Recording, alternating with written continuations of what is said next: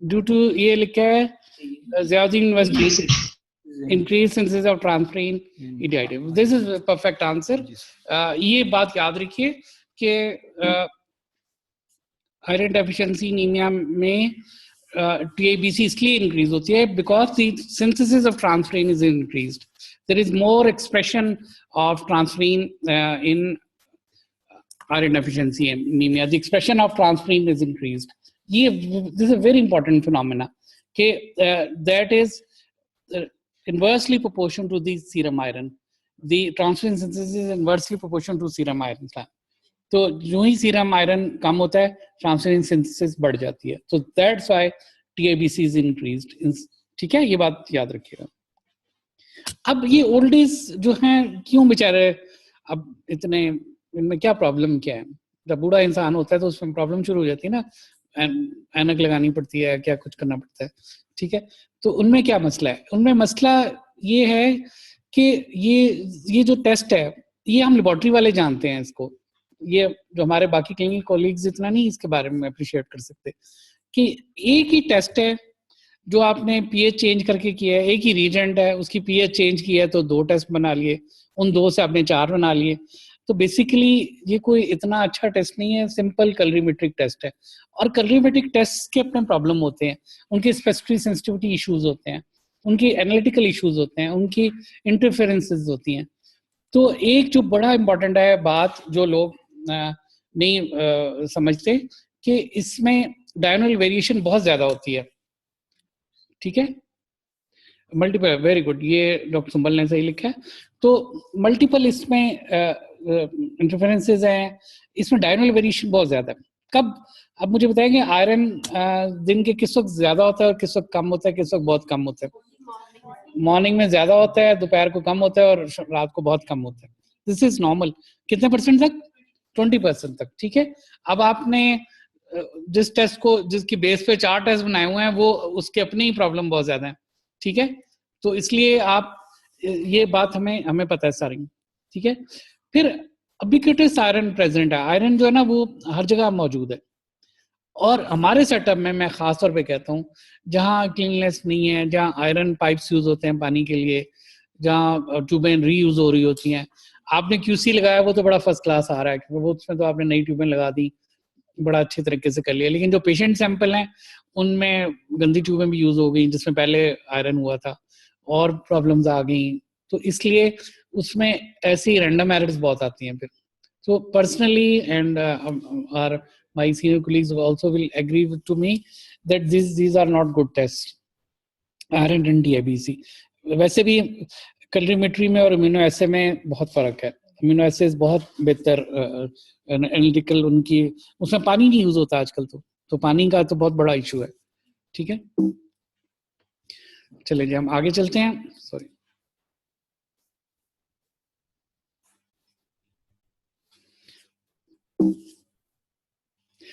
उसके बाद है कुछ और क्वेश्चंस भी हैं. What happens to SI and TABC in hepatitis? Hepatitis में क्या होता है, प्रेगनेंसी में क्या होता है, इनमें इन्फ्लेमेशन में क्या होता है? ये आपसे क्वेश्चन है, आप थोड़ा सा लिखते रहें और मैं उतनी देर इधर से पूछता हूँ. जी विकास भाई, कोई आइडिया है? आयरन को क्या होता है? इंक्रीज होता है. अच्छा, और प्रेगनेंसी में? प्रेगनेंसी में TABC को क्या होता है? इंक्रीज. और इन्फ्लेमेशन में आयरन को TABC को क्या होता है? Iron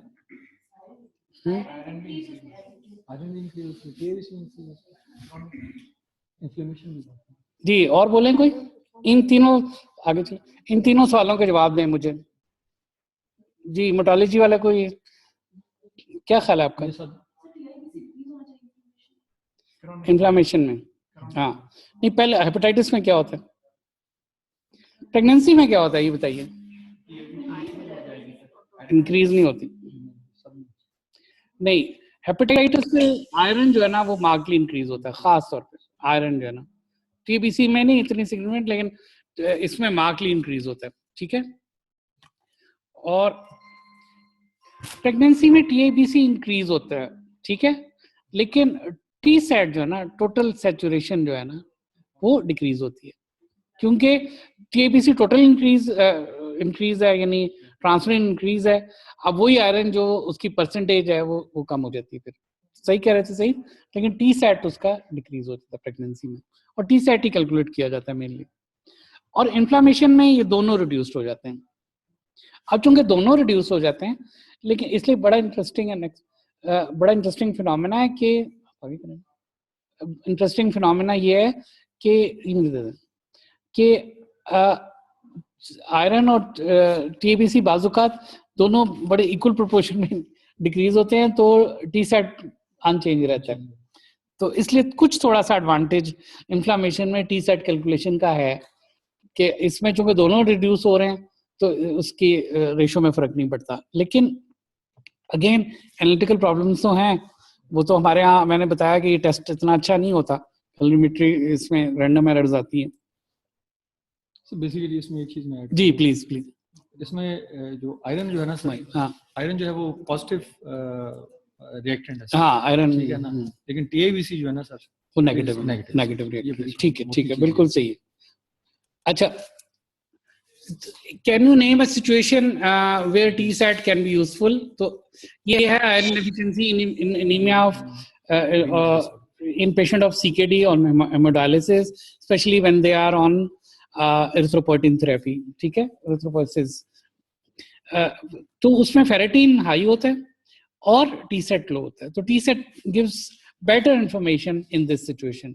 so in this situation T set is slightly better than ferritin. तो इसीलिए हमारे यहाँ जो हेमोडायलिसिस के पे हैं, हमारे यहाँ बहुत रिक्वेस्ट टी सेट्स की आती हैं या फेरेटिन की ट्रांसफरिंग टीएबीसी वगैरह की आती हैं, वो हेमोडायलिसिस वार्ड से या नेफ्रोलॉजी से आती हैं। और रिसेंटली हमने ये किया है कि हमने तकरीबन ये टेस्ट बंद कर दिए हैं, iron TIBC, only ferritin is available for all other patients, but for haemodialysis we still have some facility available and we are working on that कि वहाँ पे भी हम फेरेटिन को इम्प्रूव करें, उसके कुछ और लेवल्स बताएं उनको, या फिर हम कुछ एक दो और टेस्ट नए शुरू करें उनको बताएं, क्योंकि वहाँ पे भी हो सकता है कि ये टी सेट इतना यूजफुल ना हो रहा हो, लेकिन अभी वो फिलहाल यूज कर रहे हैं for the diagnosis of iron deficiency. Okay जी, हमारा सेकंड करेक्टर आज के टॉक का था दी स्मार्टी। स्मार्टी यहाँ पे फेरेटीन है, ठीक है। अब ये एक छोटा सा सिनेरियो है, बिल्कुल छोटा सा, आप बिल्कुल जूनियर लोगों के लिए। A 27-year-old female has got her serum ferritin levels done, which is 12 microgram. बहुत low ferritin आया। Can you name 3 causes of this low ferritin? आप लोग लिखें और मैं इधर से पूछता हूँ जी। ये नेक्स्ट तो ये बता दें जी बेटा, आप सिद्रा। नहीं, प्रेगनेंसी में तो फेरेटिन किस वजह से होगा? एक ही जवाब आ रहा है। तो जी बताइए, इधर से कोई और बताए। आयरन डेफिशिएंसी, आप आयरन डेफिशिएंसी, ठीक है। तो एक कॉज जो होगी ना आयरन डेफिशिएंसी, सेकंड कॉज भाई वो तो हमने बोल दी ना, और सेकंड कॉज क्या है विकास? सेकंड कॉज क्या है? इधर लोग क्या कह रहे हैं? हाँ जी, वही है, उसी से रिलेटेड। आईडीए तो हो गया, डाइटरी भी तो आईडीए हो गया ना, वो तो आईडीए हो गया ना, वो तो आपने बोल दी। सेकंड थर्ड बताया ना। पैरासिटिक इन्फेक्शन कैसे फेरेटिन लो करती है? आयरन डेफिशिएंसी होता है बेसिकली इसमें बहुत क्लियर कट लिखा हुआ है कि very low level of ferritin is the only single reliable laboratory parameter for diagnosis. ये सामने देख लें आप। So 3 causes of low low ferritin is are IDA and IDA, ठीक है। जो बच्चे मेरे से पहले पढ़ चुके हैं उनको पता है मेरे उसका, लेकिन बहरहाल ये याद रखने के लिए आपको बताया है कि आयरन डेफिशिएंसी एनीमिया, जैसे सर्विस का माशाल्लाह इस पे प्रोजेक्ट भी है, बड़ा अच्छा काम कर रहे हैं, कि the only cause of low ferritin is iron deficiency anaemia. कि ये वंडरफुल बात नहीं है, बहुत जबरदस्त बात है ना, कि अगर फेरेटिन लो आ जाए कोई और कॉज नहीं, it is only iron deficiency, तो इसलिए स्मार्ट टी है ये। लेकिन इस स्मार्ट टी का एक मसला भी है, अभी अगले स्लाइड में हम देखेंगे। So no other cause of low ferritin. एक और सिनेरियो है, 31-year-old female is a known case of active pulmonary tuberculosis. Her lab investigation shows Hb 7.8, serum ferritin 34 microgram per deciliter. Right, two important causes of her low Hb. जी, अब इधर से बताएंगे कोई? जी जी, दो causes बतानी है इसमें। एक तो एनीमिया ऑफ क्रॉनिक डिजीज है, हाँ, और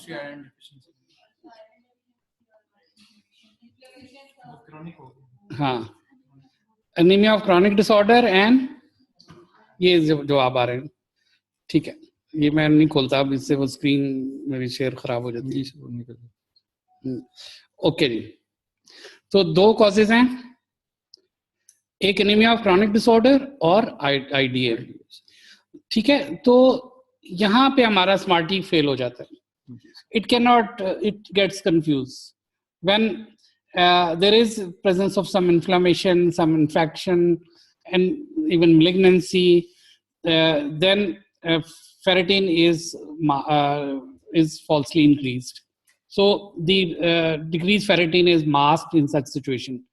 तो आप ये ferritin अच्छा टेस्ट नहीं रहता, ठीक है। सो इसमें एक और स्टेटमेंट जनरेट होती है कि in all the iron deficiency anemias ferritin may not be reduced. So reduced ferritin की cause IDA, but in all cases of IDA ferritin may not be reduced. ये दो different statements याद रहेंगी ना, ठीक है। अब थोड़ी सी डायग्नोस्टिक एक्यूरेसी जो मैंने एक दफा वर्कशॉप आपको कराई थी बाकी लोगों को, ये मुझे बताइए कि फेरेटिन 15 माइक्रोग्राम पर डेसिलीटर हो तो इसकी स्पेसिफिटी क्या होगी, सेंसिटिविटी क्या होगी।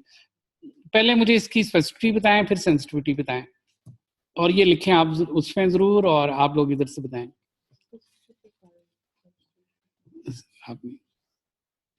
जी, इधर से आपको तो थोड़े से सीनियर बच्चे बता सकेंगे जी। ज्यादा होगी, सेंसिटिविटी ज्यादा होगी नहीं। हाँ जी, आप बताइए ऑप्शन कितनी ज्यादा। साइमा,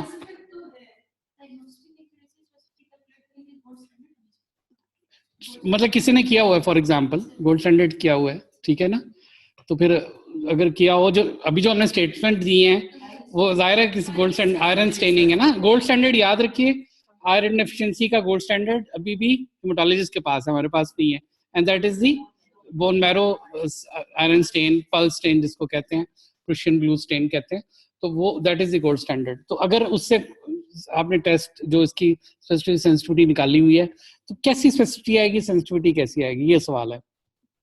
स्पेसिफिटी कैसी आएगी पहले बताएं जी। Saima, Safiya, 100%, very good. So specificity is 100% when test is positive, no other cause, इसलिए 100% कि जब टेस्ट पॉजिटिव आ गया कोई और कॉज नहीं है, तो इट इज 100%। तो याद रखिए फेरेटिन की 15 माइक्रोग्राम पे, 15 माइक्रोग्राम कट ऑफ पे ना, तो स्पेसिफिटी है वो 100% होती है, ठीक है। 15 पे मैं बात कर रहा हूँ, ठीक है। और सेंसिटिविटी कितनी है, 59%, विच इज नॉट गुड। इसकी सेंसिटिविटी अच्छी नहीं है क्योंकि फॉल्स नेगेटिव हाई है, तो फॉल्स नेगेटिव जो होते हैं वो सेंसिटिविटी में डिनोमिनेटर होता है। आपको याद है ना सेंसिटिविटी कैसे कैलकुलेट करते हैं, true positive over true positive plus false negative. तो फॉल्स नेगेटिव अगर ज्यादा हो तो फिर सेंसिटिविटी कम हो जाती है। तो can anybody tell me, any intelligent person, how to improve the sensitivity of ferritin. आप सिंपल एक चीज से फेरेटिन की सेंसिटिविटी कैसे इंक्रीज करेंगे, कट ऑफ इंक्रीज कर दें। कितनी करते हैं, 24, ठीक है। आप 30 के करीब अगर कट ऑफ कर दें, इसकी 40 कर दें तो बहुत ही अच्छा हो जाएगा। तो बड़े एस्टॉनिशिंग रिजल्ट्स हैं। अगर आप इसकी कट ऑफ 40 कर दें तो स्पेसिफिटी 98% हो जाती है, यानी थोड़ी सी कम हो जाती है स्पेसिफिटी, लेकिन सेंसिटिविटी आपकी 98% हो जाती है। तो simply by increasing the cut of may be 30 और 40, यू इंक्रीज द इसकी स्पेसिफिसिटी, वो जो प्रॉब्लम इसकी स्पेसिफिक रहती है, क्योंकि एक्यूट फेज रिएक्शन में फेरेटिन बहुत ज्यादा इंक्रीज नहीं होती, माइल्ड सी इंक्रीज होती है, and that can be catered for. तो इसलिए जो मैं बता रहा था कि हमने फेरेटिन ओनली जो शुरू किया है उसमें हम इसकी कट ऑफ हमने 24 की है, ताकि हम ज्यादा से ज्यादा केसेस को पिक कर सकें और फॉल्स इसमें नेगेटिव ना जाए। ओके, ये बड़ी अच्छी एक स्लाइड मैंने अप टू डेट से ली है कि इसमें आरओसी रिसीवर ऑपरेटिंग कर्व दिखाए हैं। तो फेरेटिन का आप देखें सबसे अच्छा है, जो एरिया अंडर कर्व है, ये एरिया अंडर कर्व होता है, ये जो नजर आ रहा होता है ना आपको, इसको कहते हैं एरिया अंडर कर्व, जो रेड लाइन यहाँ पे नजर आ रही है। तो इसका सबसे ज्यादा एरिया अंडर कर्व फेरेटिन का, और कितनी लीड है बाकियों से, बाकी सारे टेस्ट का एरिया अंडर कर्व बहुत कम है। ये एक मेटोलॉजी वाले इस पे बड़ा काम शाम करते हैं, रेड सेल क्या पता नहीं डिस्ट्रीब्यूशन विड्थ, इस पे एक दो पेपर मैंने भी किसी के सिनॉप्सिस देखे हैं, तो इसकी बहुत थोड़ी है, इसकी एरिया अंडर का बहुत कम है फेरेटिन का, और सिंपल टेस्ट है, कोई ऐसी वो भी नहीं है प्रॉब्लम। थोड़ी सी कॉस्ट इन्वॉल्व है इसके ऑफ कोर्स, लेकिन आप सुन के हैरान होंगे, फेरेटिन की कॉस्ट टीएबीसी आयरन मिला के दोनों से बहुत कम है। टीएबीसी और आयरन की जो किट्स हैं अच्छी खासी एक्सपेंसिव है, और उसके प्रॉब्लम मैंने आपको बताए हैं।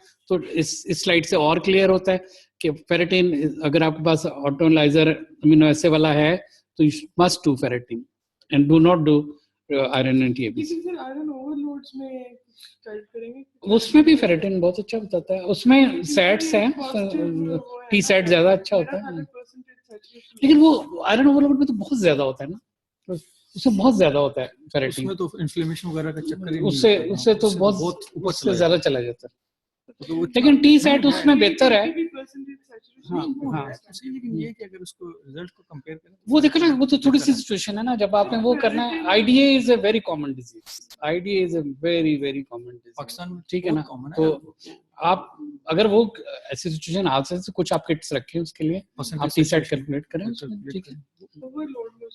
ओवर हाँ भी है ये पर्टिकुलरली। अगला पेशेंट है, there is a patient, a 57-year-old male is a known patient of chronic kidney disease. He is on periodic hemolysis. His hemoglobin is low in spite of repeated erythropoietin injections. His recent biochemical profile is serum ferritin 165 है और transferrin saturation 13% है। हाँ, इसके क्या जवाब आ रहे हैं? IDA। अब ये IDA तो है, ये पहले तो बताइए IDA है या नहीं है? ये कह रहे हैं आयरन रिफ्रैक्टरी नहीं आयरन रिफ्रैक्टरी नहीं है, आयरन रिफ्रैक्टरी नहीं है। हाँ, relative iron deficiency, relative iron deficiency, इसका जरा बेहतर नाम है फंक्शनल आयरन डेफिशिएंसी, ठीक है। फंक्शनल है, इसमें फंक्शनल आयरन डेफिशिएंसी हम थोड़ा सा और करेंगे, लेकिन यहाँ ये मैं बता दूं कि ऐसी सिचुएशन में जब बॉडी में आयरन कम हो, ठीक है, और रिक्वायरमेंट बढ़ जाएगी, नहीं एरिथ्रोपोइसिस हो रही है, पेशेंट को एरिथ्रोपोइटिन के इंजेक्शन मिल रहे हैं। जब एरिथ्रोपोइटिन इंजेक्शन मिल रहे होते हैं तो एक फैक्ट्री, यानी आपने तेज कर दी फैक्ट्री, जब फैक्ट्री तेज की है तो रॉ मटेरियल ज्यादा चाहिए, तो वही जो रॉ मटेरियल पहले सफिशिएंट था वो अब कम हो गया। तो 165 फेरेटिन भी कम है इसमें, तो इसमें जो लेवल तकरीबन रखा जाता है वो 200 होता है कि 200 से ऊपर होना चाहिए।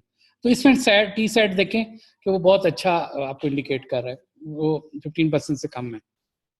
सो अगर आप types of iron deficiency anaemia आपसे पूछी जाए, किसी एग्जाम में कोई गलती से पूछ ले कि what are the types of IDA, कौन कौन सी हैं जी? किसने नहीं आंसर किया जी? एनी? आयरन डेफिशिएंसी एनीमिया में एनीमिया ऑफ क्रॉनिक डिजीज आ जाएगा। नहीं, आईडीए हाँ, आगे सीट कोई नहीं। टाइप्स, न्यूट्रिशनल डेफिशिएंसी, हाँ, एक तो ये फंक्शनल हो गया, और आयरन रिफ्रैक्टरी, नहीं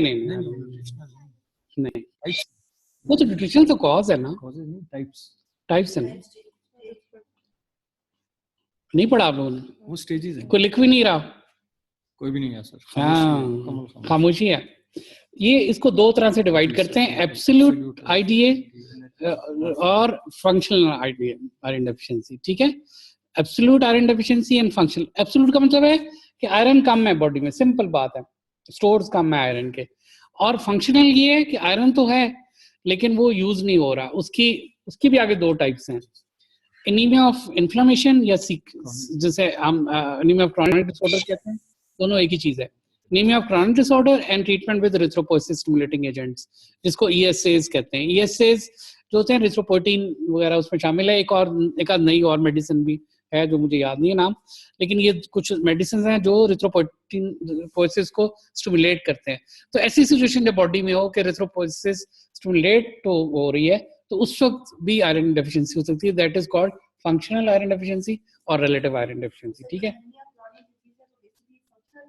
वो फंक्शनल है, वो भी फंक्शनल है। वो अभी हम देखते हैं, पहले एब्सोल्यूट देख ले। एब्सोल्यूट है iron stores in the bone marrow and other parts of the monocyte macrophage system in the liver and spleen are absent, यानी आयरन है नहीं है, बिल्कुल नहीं है। ये मोनोसाइट मैक्रोफेज सिस्टम क्या होता है? आहारी सिस्टम का नया नाम है, जिसको हम रेटिकुलर एंडोथेलियल सिस्टम कहते हैं, तो उसका नया नाम है। ठीक है, तो एब्सोल्यूट IDA और फंक्शन, दूसरा है functional IDA। Functional iron deficiency is a state in which there is there is अच्छा सॉरी ये स्लाइड आपको दूर से नजर नहीं आ रही। there is a state in which there is insufficient availability of iron, यानी लो सीरम आयरन होता है, लो T-sats होते हैं in the face of normal or increased body iron, यानी बॉडी आयरन नॉर्मल भी हो सकता है, इंक्रीज भी हो सकता है, लेकिन आयरन अवेलेबल नहीं है। उसकी 2 वजूहत है, एक इन्फ्लेमेशन है एंड सेकंड TSAs है। ठीक है, इन्फ्लेमेशन में क्या होता है? इन्फ्लेमेशन में एक हम जो नेक्स्ट हमारा जो करेक्टर है वो हम करेंगे, हेप्सिडीन एक्टिवेट हो जाती है। हेप्सिडीन क्या करती है कि मैक्रोफेजेस से आयरन को बाहर नहीं आने देती। Iron is not available then. So ये बात बाद में हम दोबारा करेंगे। तो hepcidin is an acute phase reactant which stops iron coming out of the macrophages. So in spite of presence of iron, iron is not available for erythropoiesis. So इसको ये भी फंक्शनल या रिलेटिव आयरन डेफिशिएंसी कहते हैं। And second is ESAs, जब आप patient को आपने एरिथ्रोपोइसिस स्टिमुलेट किया उसकी। ठीक है, हमारा जो नेक्स्ट करेक्टर है वो आयरन मास्टर है। ये मेरा बड़ा फेवरेट करेक्टर है। आयरन मास्टर हमने उसमें भी लिखा था, डॉक्टर मरियम को याद होगा, एक हमारा उसमें एनिमेटेड केमिकल पैथोलॉजी में भी करेक्टर था। ठीक है, तो हेप्सिडीन जो नए लोग हैं उनके लिए, सॉरी ये स्लाइडें सीनियर से माजरत के साथ, ये hepcidin was first discovered as a small bactericidal peptide. ये माइक्रोबायोलॉजी वाले नोट करें कि इसको पहले जो नाम इसका हेप्सिडीन है, इसकी वजह ये है कि हेप से मुराद हेपेटिक है because its origin is liver, and second इसकी एक्टिविटी एंटी माइक्रोबियल है। अब एंटी माइक्रोबियल एक्टिविटी कैसे है इसकी, कोई बता सकता है सीनियर? जी साइमा जी, शाबाश, वेरी गुड। ये जब भी इन्फ्लेमेशन या इन्फेक्शन होती है तो हेप्सिडीन ज्यादा हो जाता है एंड इट सीरम में आयरन को जाने से रोक देता है। किसी तरफ से भी आयरन सीरम में ना जाए, ताकि जो बैक्टीरिया है टिश्यूज में या कहीं पे भी वो उनको आयरन अवेलेबल ना हो, because bacteria also require iron, तो उनकी अवेलेबिलिटी कम कर देता है। तो इसलिए इसका नाम हेप्सिडीन इसलिए रखा गया कि it's a liver protein and it's has got a anti microbial activity. ठीक है, फिर इसकी जीन वगैरह भी डिस्कवर हो गई है, 19q13 पे एक्सप्रेस होता है और मल्टीपल टिश्यूज पे है। आप देखें काफी लंबी लिस्ट है जहाँ टिश्यूज की जहाँ पे ये प्रेजेंट होता है, लेकिन most importantly it is present in the enterocytes, in the intestine में और मैक्रोफेजेस में। ठीक है, इसके बाद ये हेप्सिडीन की मुख्तलिफ जीन्स हैं, फिर इसके प्रिकर्सर्स हैं, प्रोप्री हेप्सिडीन है, ये सारी इसकी वो थ्योरेटिकल एस्पेक्ट्स हैं। ये मैं स्लाइडें इसलिए रखी हैं कि आप बाद में खुद पढ़ लीजिएगा। अब ये हेप्सिडीन कैसे काम करता है, कैसे ये आयरन मास्टर हमारा एक्ट करता है? ये आयरन मास्टर के पास एक फोर्स है। इंटेरोसाइट्स की हम एग्जांपल लेते हैं, हम इंटेस्टाइन में जो इंटेरोसाइट्स या जो लाइनिंग सेल्स हैं उनकी एग्जांपल लेते हैं। उनकी एक सरफेस है जो इंटेस्टाइन की तरफ है और एक सरफेस है जो सर्कुलेशन की तरफ है। तो आयरन मास्टर साहब के पास एक फोर्स होती है पोर्टर्स की, पोर्टर्स हैं और उसका नाम भी फेरोपोटीन है। फेरोपोटीन एक प्रोटीन एक्चुअली, फेरोपोटीन। तो आयरन मास्टर साहब नॉर्मली प्रेजेंट नहीं होते, वो नीचे अपने ऑफिस में बैठे आराम कर रहे होते हैं। तो ये जो फेरोपोटीन है ये आयरन को इंटेस्टाइन से सर्कुलेशन की तरफ लेके जा रही होती है, ठीक है। ये जो आयरन आपने खाया वो जो एब्जॉर्ब हुआ वो उधर चला गया, तो ये फेरोपोटीन ये काम कर रही होती है। असल में साइंटिस्ट ने देखा कि आप जितना मर्जी आयरन खा लें, आप में आयरन ओवरलोड नहीं, नॉर्मल बंदे में आयरन ओवरलोड नहीं होता। जितनी मर्जी पालक खा लें, फेरस सल्फेट का जितनी मर्जी आप खा लें, आयरन ओवरलोड नहीं होता। उसकी क्या वजह है? There was a search for this thing कि कौन सी चीज है जो इसको रेगुलेट करती है कि बॉडी में आयरन बहुत हो गया, अभी और आयरन की जरूरत नहीं है। तो ये बहुत पुरानी चीज नहीं है, ओनली अबाउट ए डेकेड और सो 12-15 साल पहले ये डिस्कवर हुआ पेप्सिडिन, ठीक है। और उसकी जीन वगैरह अब तो सारा कुछ डिस्कवर हो गया। तो पता चला कि जब बॉडी को आयरन की जरूरत नहीं होती, बट जब आयरन स्टोर सफिशिएंट होते हैं, तो ये आयरन मास्टर साहब अपने ऑफिस से बाहर निकलते हैं, इनके हाथ में एक स्टिक होती है, वो सारे पोर्टर्स को लेते हैं और उनको नीचे बंद कर देते हैं। सो नो मोर आयरन रिक्वायर्ड। तो आयरन की एब्जॉर्प्शन रुक जाती है जब बॉडी को आयरन की जरूरत नहीं है। लेकिन जब बॉडी को आयरन की जरूरत है तो ये आयरन मास्टर आता है, आयरन मास्टर नीचे चला जाता है, फिर नहीं आता, फिर वो पोर्टर्स अपना काम कर रहे होते हैं। थोड़ा सा उल्टा मैकेनिज्म है, यानी जब आयरन की जरूरत होती है तो आयरन मास्टर काम बंद कर देता है, और जब आयरन की जरूरत नहीं होती तो आयरन मास्टर एक्टिवेट हो जाता है। तो ये इससे आपको याद रहने के लिए मैंने एनिमेशन किया। तो ferroportin is the only iron exporter which is expressed on the surface. ये सारा इसमें लिखा हुआ है, ठीक है। ये फेरोपोटीन जो है ना, ये बहुत जबरदस्त काम करते हैं और इसको कंट्रोल हेप्सिडीन करता है, विच इज आयरन मास्टर। ये इसके बाद ये डायग्रामेटिक इसकी रिप्रेजेंटेशन है सारी बात की। ये भी आप पहले भी देखा आपने बाज ने, और अभी आप देख लें, ठीक है। अब इसकी रेगुलेशन कैसे होती है? तो दो फैक्टर्स ऐसे हैं जो आयरन हेप्सिडीन को इंक्रीज करते हैं। There are two factors, one is inflammation, one is inflammation and the other is increase in iron store। यानी जब inflammation हो बॉडी में कहीं भी तो आयरन इंक्रीज हो जाता है, और जब आयरन स्टोर इंक्रीज हो फिर भी इंक्रीज हो जाता है, ठीक है। दूसरा है कब आयरन ये हेप्सिडीन की नेगेटिव रेगुलेशन होती है, ठीक है, हाइपोक्सिया में और डिक्रीज आयरन, जब आयरन स्टोर कम होते हैं तो फिर भी एक्टिवेट हो जाते हैं, ठीक है। अब ये हेप्सिडीन जो है ये इसने बड़ा वंडरफुल काम किया है हमारे पास, और हेप्सिडीन को अब सजेस्ट किया जा रहा है कि आप जब एनीमिया ऑफ क्रोनिक डिसऑर्डर और आयरन डेफिशिएंसी एनीमिया में डिफरेंशिएट करने का मार्कर के तौर पे यूज कर सकते हैं कि आयरन डेफिशिएंसी, अभी हम देखते हैं कि कैसे इसको यूज कर सकते हैं। तो मेरा आपसे अब ये सवाल है, अगर आपको पूरा ये समझ आ गया आयरन मास्टर वाला concept, what happens to hepcidin in IDA, iron deficiency anaemia में? ये सारे लोग इसका जवाब देंगे और उस पर लिखेंगे आयरन डेफिशिएंसी एनीमिया में हेप्सिडीन को क्या होता है। क्या जवाब है? क्या होता है? No change. अच्छा जी, और सारे बोलते रहो जी, उधर से शुरू करें। हाँ, नेक्स्ट नेक्स्ट नेक्स्ट, सुन के ना गए ना, होता क्या है, क्यों होता है सब? नहीं जी, आगे नौरीन, आप ख्याल में नो चेंज, अभी आप इंसिस्ट कर रहे हैं कि अच्छा जी, डिक्रीज जी, उधर से नहीं चेंज होना चाहिए जी। वकास जी, नूर जी, सेम रहेगी जी जी, डिक्रीज हाँ सर एक जवाब है इंक्रीज का, सर इंक्रीज का एक जवाब नहीं, ठीक है। जिन्होंने ये जवाब नहीं भी दिया कोई बात नहीं ऐसी, असल में क्वांटिटी कम हो जाती है, नहीं उसकी एक्सप्रेशन कम हो जाती है फिर, ठीक है। तो याद रखिए आयरन डेफिशिएंसी एनीमिया का एक मार्कर है कि नेक्स्ट के ये जो हेप्सिडीन है it is decrease in IDA, ठीक है, ये डिक्रीज हो जाता है, ठीक है। तो इसको आप यूज कर सकते हैं फॉर डिफरेंशिएशन। उसके बाद हम नेक्स्ट क्वेश्चन पे जाते हैं। A researcher is studying the effect of oral load of 65 milligram of iron on serum hepcidin level in healthy volunteers. What will be the likely change in hepcidin?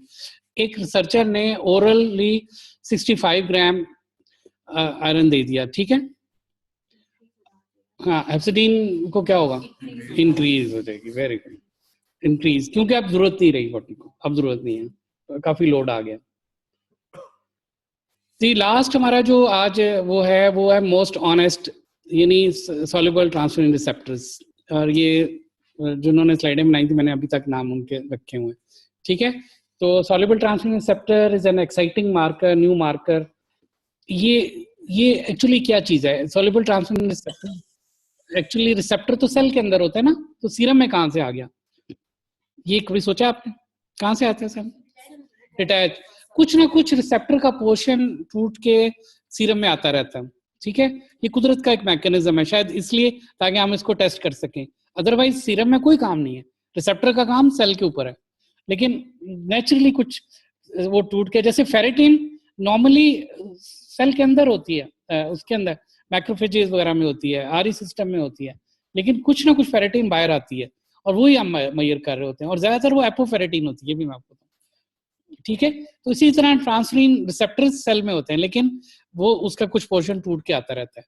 अब ये बड़ा interesting phenomena है कि जब iron deficiency होती है तो transferrin receptors जो सीरम में आते हैं वो कम हो जाते हैं, ज्यादा हो जाते हैं, इंक्रीज हो जाते हैं, तो उल्टा रिलेशन है, यानी आयरन डेफिशिएंसी में सॉल्युबल ट्रांसफेरिन रिसेप्टर इंक्रीज हो जाते हैं, और जब आयरन होता है, आयरन रिप्लीशन होती है तो डिक्रीज हो जाते हैं, ठीक है। इसका एडवांटेज ये है ओवर फेरेटिन, इसका कुछ फेरेटिन पे एडवांटेज है कि इन्फ्लेमेशन, इन्फेक्शन, क्रोनिक डिजीजेस में ये इंक्रीज नहीं होते।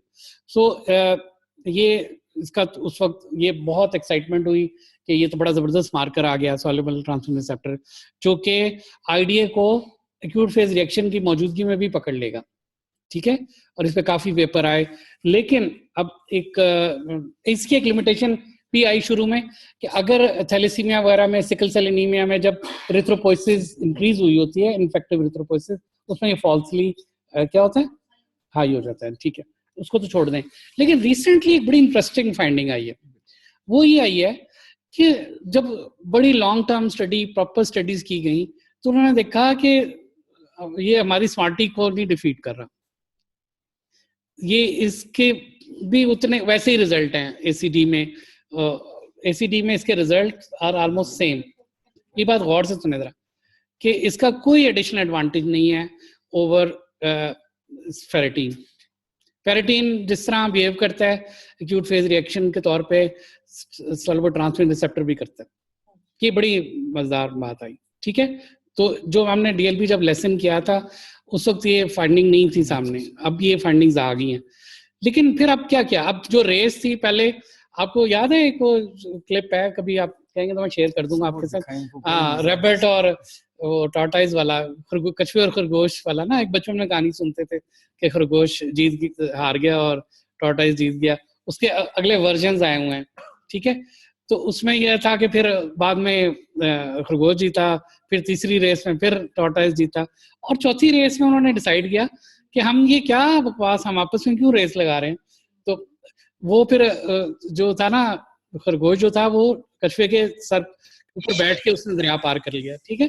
तो एक दूसरे को उन्होंने कॉम्प्लीमेंट किया, एक दूसरे को सपोर्ट किया, तो वो जल्दी पहुंच गए, ठीक है, मंजिल पे पहुंच गए। तो इसी तरह साइंटिस्ट ने कहा कि इन दोनों को कंबाइन कर दें, इन दोनों को कंबाइन कर दिया गया, और उससे एक रेशो निकाली गई which is called soluble transferrin receptors plus log ferritin.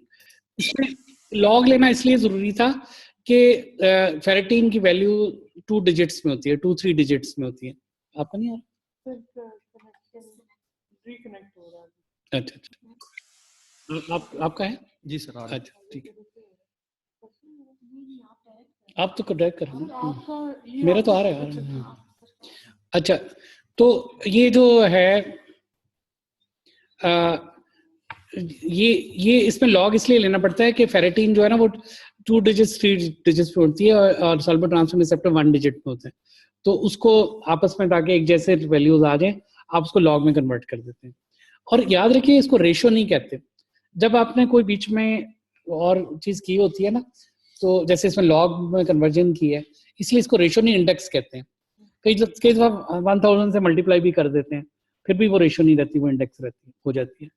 और रेशो में आप यूनिट्स लिखते हैं, इंडेक्स में आप यूनिट्स नहीं लिखते, इंडेक्स के यूनिट्स नहीं होते, ये बात याद रखिए। अगर हम रेशो जैसे हम एल्बुमिन क्रिएटिनिन रेशो कहते हैं उसमें हम यूनिट्स लिखते हैं, मिलीमोल पर मिलीग्राम पर मिलीमोल ऑफ क्रिएटिनिन, ठीक है, लेकिन इसमें आप यूनिट कोई नहीं होती। सर एक चीज, हाँ हाँ प्लीज। इसमें ये है कि सर जब हम कैलकुलेशन कर रहे होते हैं तो उस वक्त हम इसका लॉग लेते हैं लॉग index, लेकिन बाज आर्टिकल्स में इसको डायरेक्टली भी लिखते हैं, डायरेक्टली भी करते हैं, लेकिन वो कहते हैं इसी तरह कि soluble transfer receptors to ferritin ratio. Ratio अब ओरिजिनली रेशियो है लेकिन वो कैलकुलेशन करने के लिए वो जी मैंने पढ़ा था कि इतना बोलना ना जरा मुश्किल होता है। हाँ, इसलिए वो उसको ना आप रेशो भी कह सकते हैं, लेकिन हाँ लेकिन कैलकुलेट इसी तरह कैलकुलेट ऐसे करते हैं, ठीक है। जब नहीं यूनिट भी फर्क है। जैसे सॉल्वेट ट्रांसफर रिसेप्टर्स की यूनिट है मिलीग्राम पर लीटर और फेरेटिन की क्या है माइक्रोग्राम, वो माइक्रोग्राम में होती है, ठीक है। तो इसलिए इसको अच्छा नहीं यूनिट नहीं चेंज करनी, हाँ आपने इंडेक्स निकालना है इसका। तो इसका जब आपने ये किया तो ये पता चला कि it very nicely differentiates between IDA and ACD, anaemia of chronic disorder में और आईडीए में बहुत अच्छा डिफरेंशिएट करती है। तो ये last part of the slide में देखें, एसीडी में यानी एनीमिया ऑफ क्रॉनिक डिसऑर्डर में ये इंडेक्स लेस देन 1 होगा और आईडीए में मोर देन 2 होगा। तो बड़ा अच्छा इसका हल निकल आया, ठीक है। तो आईडीए में जो है ये आईडीए में ज्यादा होगा और हाँ और क्रॉनिक इलनेस में फेरेटिन ज्यादा होगी। और ये जो नेक्स्ट स्लाइड है ये भी अप टू डेट से है, इसमें बड़ा अच्छा ये दिखाया है कि आईडीए में ये रेशो इंक्रीज की साइड पे है, वो रेड जो डॉट्स हैं वो इंक्रीज साइड पे हैं और जो ब्लू डॉट उसके बाद हैं जो जिसमें दोनों चीजें प्रेजेंट हो, और राइट वाली जिसमें सिर्फ एनीमिया ऑफ क्रॉनिक डिसऑर्डर हो, ठीक है। इसलिए ना आयरन डेफिशिएंसी एनीमिया में आपका ऊपर वाला ज्यादा होता है, चूंकि आयरन डेफिशिएंसी एनीमिया में हमने पढ़ा है कि ट्रांसफर रिसेप्टर्स ज्यादा हो जाते हैं, तो और एनीमिया ऑफ क्रॉनिक डिसऑर्डर्स में कम हो जाता है, फेरेटिन ज्यादा होता है, ठीक है। तो इसलिए ये रेशो, अब ये एक पेशेंट आ गई है आपके पास, अगर आपको मेरी बात समझ आ गई है तो इसका आप आंसर करें। 55-year-old female is a known patient of rheumatoid arthritis and acid peptic disease, उसको यानी अल्सर भी है जहाँ से ब्लीडिंग भी हो सकती है, रूमेटॉइड आर्थराइटिस भी है। तो she has to undergo endoscopy to evaluate the ulcerating lesion in the stomach. Gastroenterologist ने आपको भेजा है कि आप आयरन स्टेटस बनाएं और आपने उसका ये इंडेक्स निकाला तो 3.4 आ गया। अब सिर्फ ये बता दें कि वो आपकी कहानियों में इंटरेस्टेड नहीं है गैस्ट्रोएंटरोलॉजिस्ट, वो कहता है जी बीबी मैं इसको आयरन दूं या ना दूं, आयरन दें जी, जो कौन कहता है ना दें, आप भी कहते हो देना चाहिए, सबको समझ आ गई। Yes she has got IDA. तो अगर रेशो 1:2 से ज्यादा है तो आईडीए है, ठीक है, हेप्सिडिन की तरह। अच्छा, अब नेक्स्ट हमारा है एक iron refractory iron deficiency anaemia होता है, ये बहुत रेयर है लेकिन थोड़ा सा इसमें आपको ये पता होना चाहिए कि इसमें क्या होता है कि in spite of iron deficiency anaemia, बस एक बात मैं कहता हूँ, in spite of iron deficiency anaemia the hepcidin is high और नॉर्मल, लो होनी चाहिए ना, लेकिन इसमें नॉर्मल होती है या हाई होती है। तो उस वजह से क्या होता है कि आयरन एब्जॉर्ब नहीं होता, आप जितना आपको थोड़ा ज्यादा आयरन देना पड़ता है, वो तो जाता है बाद में लेकिन आपको ज्यादा आयरन देना पड़ता है। तो सॉर्ट ऑफ एक तरह से उसकी रिफ्रैक्शन यानी वो रेजिस्टेंस होता है आयरन का। उसके बाद हेमोक्रोमेटोसिस है हमारा नेक्स्ट टॉपिक, और ये भी आपने माशाल्लाह पढ़ा हुआ है। हेमोक्रोमेटोसिस की बस ये बात याद रखिए कि उसकी बहुत सारी वैरायटीज हैं और जेनेटिकली अलग-अलग म्यूटेशंस हैं। जो HFE haemochromatosis that is the most common, और 90% के करीब HFE है, और उसकी जो म्यूटेशन है वो HFE जीन में होती है, ठीक है। उसके बाद मैं डायरेक्टली एक क्वेश्चन पे आता हूँ, which of the following genetic mutation results into haemochromatosis with mildest hepcidin deficiency. कौन सी म्यूटेशन में सबसे माइल्ड हेप्सिडीन डेफिशिएंसी होती है? यानी जो हेमोक्रोमेटोसिस में क्या होता है, क्या बेसिकली क्या होता है, में हेप्सिडीन डेफिशिएंट होती है। हेप्सिडीन आयरन मास्टर साहब होते ही नहीं है या कम होते हैं, तो आयरन को रोकने वाला कोई नहीं होता, वो जितना आयरन बॉडी में आ रहा है सारा अब्जॉर्ब हुई जा रहा है, सारा अब्जॉर्ब हुई जा रहा है, ठीक है। और इसी तरह लिवर से भी बाहर नहीं आ रहा, तो लिवर में भी आयरन जमा होता जा रहा है, तो उससे लिवर में भी प्रॉब्लम हो जाती है और बॉडी में भी आयरन ज्यादा हो जाता है। तो लेकिन इसकी जो ये वाली वैरायटी है जो कॉमनेस्ट है हेटेरोजाइगस HFE, इसमें हेप्सिडीन डेफिशिएंसी सबसे कम होती है। लेकिन in hemochromatoses which of the following cells are iron overloaded? Iron overload किस में होता है? इसमें हेपेटोसाइट्स, ठीक है, क्योंकि ट्रैप हो जाता है आयरन, बाहर नहीं आता वहां से, और वो इसलिए लिवर इनलार्जमेंट हो जाती है। अच्छा, अब ये एक 49 ईयर ओल्ड मेल है जिसमें हेपेटाइटिस C है, RNA PCR RNA अप्रूव्ड, और ALT रेज है, फेरेटिन रेज है इसका। अब इसमें सबसे पहला टेस्ट कौन सा कराएंगे आप? जी मैडम, आप जैसे कह रहे हैं।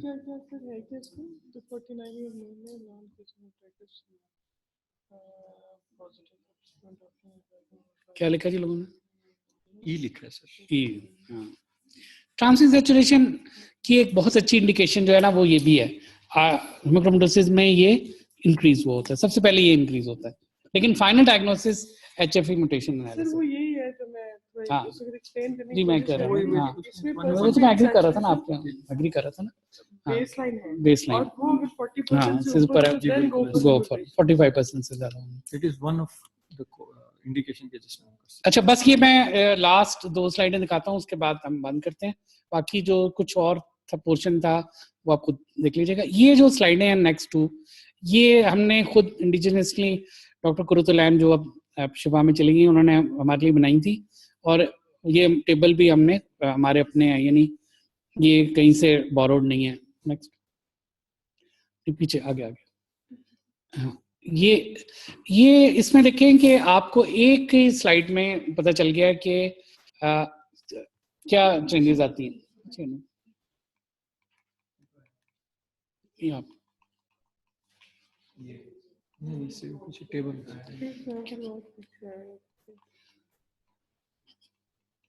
ये, अच्छा ये देखिए कि आयरन डेफिशिएंसी एनीमिया में ट्रांसमिन साइट T सेट डिक्रीज है, फेरेटिन डिक्रीज है, हेप्सिडीन डिक्रीज है, ठीक है। आयरन रेफ्रेक्टरी एनीमिया में हेप्सिडीन इंक्रीज है या नॉर्मल है, ठीक है। आयरन लोडिंग जो एनीमियाज हैं, थैलेसीमिया वगैरह, सिडोब्लास्टिक एनीमिया, उनमें भी हेप्सिडीन इंक्रीज हो जाती है, ठीक है। और उसके बाद एनीमिया ऑफ क्रोनिक डिसऑर्डर्स में T सेट जो है वो डिक्रीज है, फेरेटिन इंक्रीज और हेप्सिडीन भी इंक्रीज। जैसे अभी हमने बताया कि एनीमिया ऑफ क्रोनिक डिसऑर्डर में हेप्सिडीन इंक्रीज हो जाती है और फेरेटिन भी एक्यूट फेज रिएक्टेंट। ये हेप्सिडीन और फेरेटिन दोनों एक्यूट फेज रिएक्टेंट है, इसलिए दोनों इंक्रीज हो जाते हैं। ये जो ठीक है। हाइपोट्रांसफेरेनीमिया एक बड़ी रेयर कंडीशन है, इसमें जो है ना यानी ट्रांसफरिन नहीं होती, ट्रांसफरिन इटसेल्फ नहीं होती, तो इसमें जो टिश्यूज के अंदर है वो भी आयरन जो है डिपॉजिट होना शुरू हो जाती है, ट्रैपिंग ऑफ आयरन हो जाती है।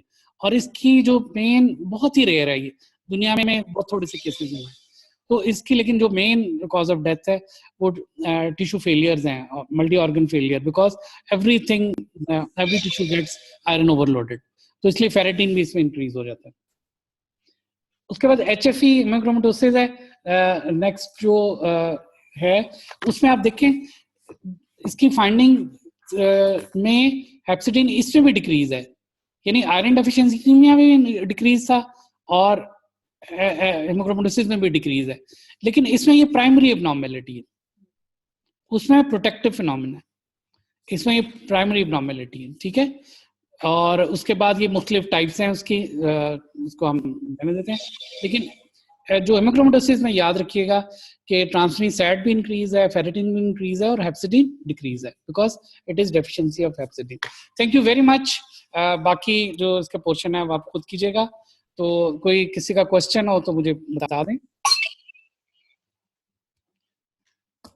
I hope you enjoyed the lecture और आपको समझ आया।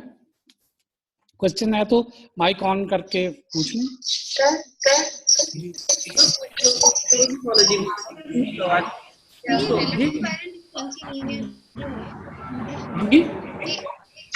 Relative iron deficiency anemia.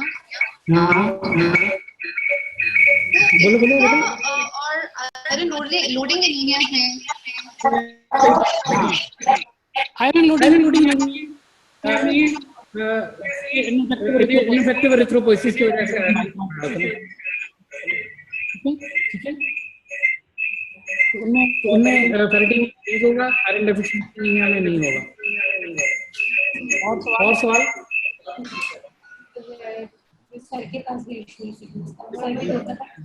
anemia